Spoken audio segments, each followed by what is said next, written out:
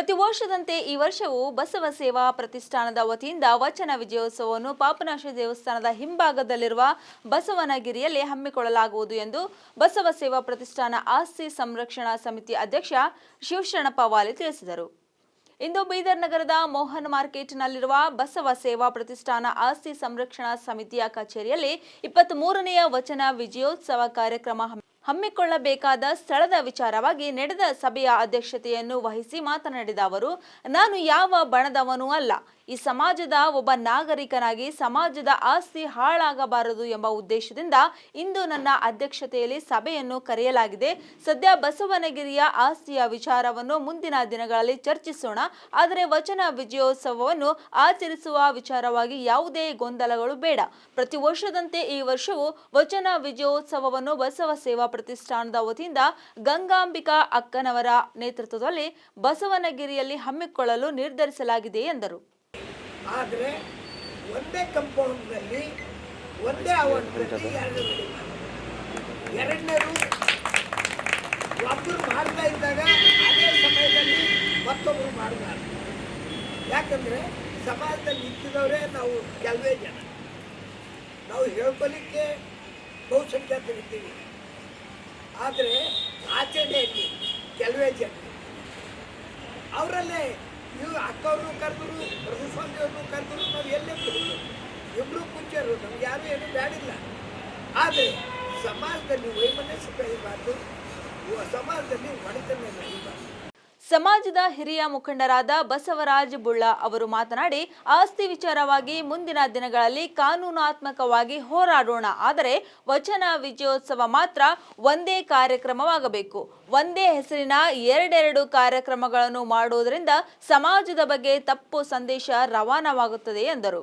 23 ವರ್ಷ ಕೆಳಗೆ ಬಸವ ಸೇವಾ ಪ್ರತಿಷ್ಠಾನದಿಂದ ವಿನೂತನವಾಗಿ ಏನು ಆಚರಣೆ ಮಾಡಬೇಕಪ್ಪ, ನಾವೆಲ್ಲರೂ ಅಡ್ಡಪಲ್ಲಕ್ಕಿಗೆ ವಿರುದ್ಧ, ಸಮಾಧಿಗಳಿಗೆ ವಿರುದ್ಧ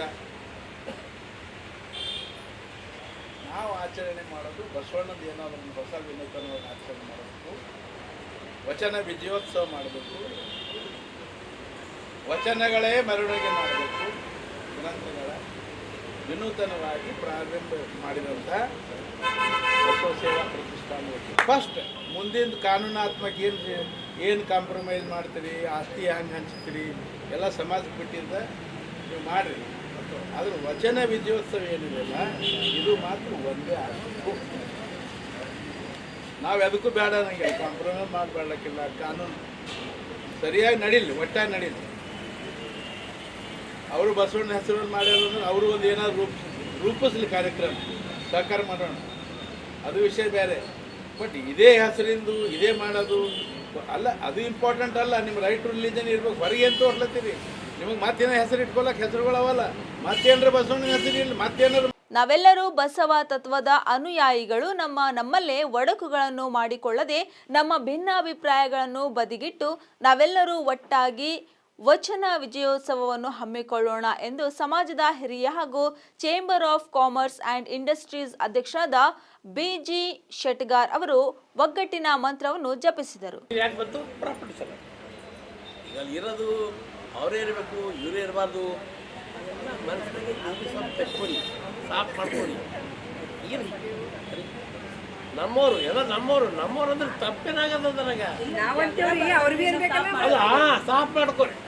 ಅವ್ರು ಬ್ಯಾಡ ಯಾರು ನೋಡ್ರಿ ಈಗ ಹರಲ್ಲ, ಇವ್ರು ಅಲ್ಲಾರ ಅವ್ರ ಹರ ಇಬ್ರು ಹರಲ್ಲ. ಈಗ ಹೇಳಿದ್ರು ಸಾಫ್ ಮಾಡ್ಕೊಂಡು ಮಾಡ್ಕೊಂಡ್ರ ಅದೇ ಅದು ಮೈಂಡ್ನಾಗ ಸಸ್ಪೆನ್ಸ್ ಅದ. ಆ ಸಸ್ಪೆನ್ಸ್ ತೆಗೆದಾಕಿದ ಮೇಲೆ ಕೆಲಸ ಆಯ್ತು. ನಿಮ್ಮ ಮೈಂಡ್ನಾಗೆ ಸಸ್ಪೆನ್ಸ್ ಅದಲ್ಲ, ಒಂದು ಬ್ಲ್ಯಾಕ್ ಡಾಟ್ ಅದ, ಆ ಡಾಟ್ ತೆಕ್ಕೋರಿ, ಸಾಫ್ ಮಾಡ್ಕೋರಿ. ಈಗ ನೀವು ಆರೋಪ ಮಾಡ್ಕೊಂಡು. ನಂತರ ಸೋಮಶೇಖರ್ ಪಾಟೀಲ್ ಗಾದಿಗೆ ಮಾತನಾಡಿ, ವಚನ ವಿಜಯೋತ್ಸವವನ್ನು ಮೊದಲು ಅನ್ನಪೂರ್ಣ ಅಕ್ಕನವರು ಮಾಡುತ್ತಿದ್ದರು, ಈಗ ಗಂಗಾಂಬಿಕಾ ಅಕ್ಕನವರು ಮಾಡಬೇಕು. ನಮ್ಮ ಸಮಾಜ ದೊಡ್ಡದಿದೆ. ಒಂದೇ ದಿನಾಂಕದಂದು ಒಂದೇ ಹೆಸರಿನ ಎರಡು ಕಾರ್ಯಕ್ರಮಗಳನ್ನು ಮಾಡಬಾರದು. ಬೇಕಿದ್ದರೆ ಅವರು ಬೇರೊಂದು ದಿನ ಕಾರ್ಯಕ್ರಮ ಮಾಡಲಿ ಎಂದರು. ಈಗ ಸುದ್ದಿ ಬಳಸಿ ಮಾತಾಡೋದಕ್ಕಿಂತ ಒಂದೇ ಮಾತಾಡೋದಕ್ಕೆಲ್ಲ ಇರ್ತದೆ.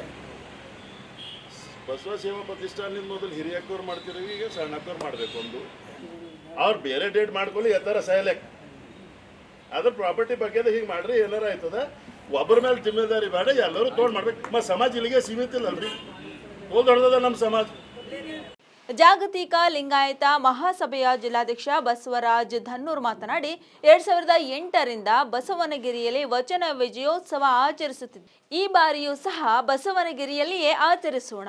ಬಸವ ಸೇವಾ ಪ್ರತಿಷ್ಠಾನದ ಆಸ್ತಿ ಯಾರದೇ ವೈಯಕ್ತಿಕ ಆಸ್ತಿಯಲ್ಲ, ಅದು ಪ್ರತಿಯೊಬ್ಬ ಭಕ್ತರ ದೇಣಿಗೆ, ಅದು ಸಮಾಜದ ಆಸ್ತಿ. ಅದೇ ರೀತಿ ವಚನ ವಿಜಯೋತ್ಸವ ಒಂದೇ ಆಗಬೇಕೇ ಹೊರತು ಎರಡಾಗಬಾರದು ಎಂದು ಹೇಳಿದರು.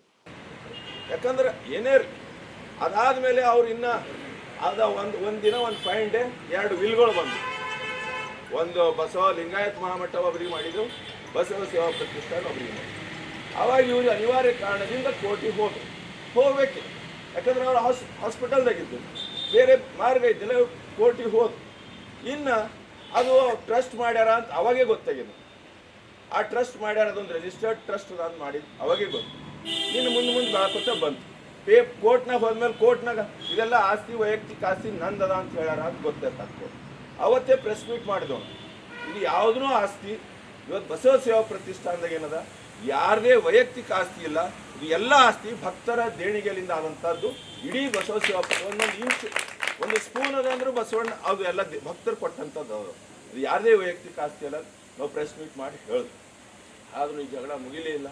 ಅಕ್ಕ ಅವ್ರು ಬಂದರು, ಆಮೇಲೆ ಪ್ರಭುದೇವರು ಅವ್ರ ಜೊತೆ ಬರಲಲ್ಲ. ನಾವು ಪ್ರಭುದೇವ್ರ ಬಗ್ಗೆ ಟೀಕೆನೂ ಮಾಡಬಾರ್ದು. ಆ ಒಬ್ಬ ಹುಡುಗ ಅಕ್ಕ ಅವ್ರು ಸೇವೆ ಮಾಡ್ದ, ಏನೋ ಅವ್ರದ್ದು ಇಬ್ಬರು ಅವನ ಮೇಲೆ ಇದು ಆಯಿತು. ಅವನಿಗೆ ತಾವುಗ ಕಾವಿ ಹಾಕ್ಕೊಂಡ್ರು, ಅವನಿಗೂ ಕಾವಿ ಹಾಕರಿಗೆ ಅವನು ಈ ತತ್ವಕ್ಕೆ ಅವ್ರು ಸಮರ್ಪಿತ ಆಗ್ಯಾನ. ನಮ್ಗೆ ಅವ್ರ ಬಗ್ಗೆ ಗೌರವ ಇರ್ಬೋದು. ನಾ ಯಾರದೇ ಬಗ್ಗೆ ಟೀಕೆ ಮಾಡೋದು ಬೇಡ. ಆದರೆ ಈ ಆಸ್ತಿ ಏನದ ಇದು ಎಲ್ಲವೂ ಬಸವ ಸೇವಾ ಪ್ರತಿಷ್ಠಾನದ ಆಸ್ತಿ ಅದ. ಇದು ಯಾವುದೇ ಒಂದು ಲಿಂಗಾಯತ ಮಹಾಮಠಕ್ಕೆ ಹಾಕೋದಾಗಲಿ ಆಗಬಾರ್ದು. ಎಲ್ಲ ಒಟ್ಟು ಆಸ್ತಿ ಅಕ್ಕವ್ರ ಹೆಸರು ಇದ್ದಿದೆಲ್ಲ ಅದು ಬಸವ ಸೇವಾ ಪ್ರತಿಷ್ಠಾನಕ್ಕೆ ಆಗಬೇಕು. ಆಮೇಲೆ ವಚನ ವಿಜಯೋತ್ಸವ ಅದು ಒಂದೇ ಆಗಬೇಕು, ಎರಡು ಮಾಡಬಾರ್ದು, ಎರಡು ಗುಂಪು ಆಗಬಾರ್ದು ಅಂತಕ್ಕಂಥದ್ದು ನನ್ನ ವಿಚಾರ. ಸಭೆಯಲ್ಲಿ ಪೂಜ್ಯ ಗಂಗಾಂಬಿಕಾ ಅಕ್ಕನವರು, ಶಕುಂತಲಾ ಬೆಲ್ದಾಳೆ, ರಜನೀಶ್ ವಾಲಿ, ದೀಪಕ್ ವಾಲಿ, ವಿಶ್ವನಾಥ್ ಕಾಜಿ, ವೀರಕುಮಾರ್ ಮಜ್ಗೆ, ರಾಜೇಂದ್ರ ಚೆನ್ನಿಗೇರಿ, ವಿದ್ಯಾವತಿ ಬಿರಾದರ್, ಕರುಣಾ ಎಸ್, ಸುಮಾ ಭೂಶೆಟ್ಟಿ, ಉಷಾ ಮಿರ್ಚಿ, ಮಲ್ಲಮ್ಮ ಪಾಟೀಲ್, ಜಗದೇವಿ ಮಡಕಟ್ಟಿ, ಜ್ಞಾನದೇವಿ ಬಾಬೇವಾಡಿ, ಶೋಭಾ ಚಾಂಗ್ಲೇರ, ರಾಜಪ್ಪ ಪಾಟೀಲ್, ಶಿವರಾಜ್ ಮದಕಟ್ಟಿ, ಚಂದ್ರಕಾಂತ್ ಮಿರ್ಚಿ, ಜಯದೇವಿ ಯದಲಾಪುರ್, ಬಸವರಾಜ್ ಪಾಟೀಲ್, ರಾಜೇಂದ್ರ ಕುಮಾರ್ ಗಂದಿಗೆ, ನಿರ್ಮಲಾ ಸತೀಶ್, ನಂದಕುಮಾರ್ ಪಾಟೀಲ್, ಆದೇಶ್ ವಾಲೆ, ವೀರಭದ್ರಪ್ಪ ಹಾಗೂ ಸಮಾಜದ ಇನ್ನಿತರ ಮುಖಂಡರು ಭಾಗಿಯಾಗಿ ವಚನ ವಿಜಯೋತ್ಸವ ಕಾರ್ಯಕ್ರಮದ ಬಗ್ಗೆ ತಮ್ಮ ವಿಚಾರಗಳನ್ನು ಹಂಚಿಕೊಂಡರು.